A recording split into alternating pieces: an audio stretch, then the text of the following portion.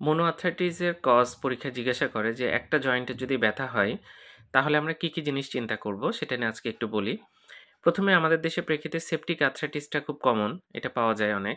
Septic আর্থ্রাইটিসটা বলতে হবে। এরপরে টিউবারকুলাস আর্থ্রাইটিস, অর্থাৎ জয়েন্টে কিন্তু টিবি বা যক্ষা হতে পারে। তাহলে এই দুইটা আগে বলবা, সেপটিক আর্থ্রাইটিস তারপরে টিউবারকুলাস আর্থ্রাইটিস। এরপরে আসে ট্রমাটিক, কোনো যদি আঘাত লাগে বা ট্রমা হয় তারপরে কিন্তু এখানে আর্থ্রাইটিস হতে পারে, একটা জয়েন্টে ব্যথা হতে পারে। গাউট বলে একটা অসুখ আছে। গাউটে হচ্ছে যে মনোসোডিয়াম ইউরেট মনোহাইড্রেট একটা ক্রিস্টাল ডিপোজিশন হয় জয়েন্টে, এখানে একটা জয়েন্টে ব্যথা হতে পারে। এরকম আরেকটা আছে হচ্ছে সিডো গাউট। এখানে মনোসোডিয়াম ইউরেট মনোহাইড্রেট যেটা সেটা না, আরেকটা ক্রিস্টাল জমা হয়।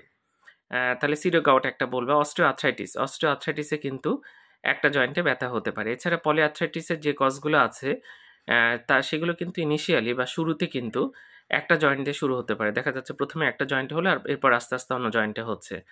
তো এটা কিন্তু খুব ইম্পর্টেন্ট, মনো আর্থ্রাইটিসের কজ, এটা রিটেনেও আসে। তো আশা করি সবাই অ্যান্সার করতে পারবা। ধন্যবাদ সবাইকে।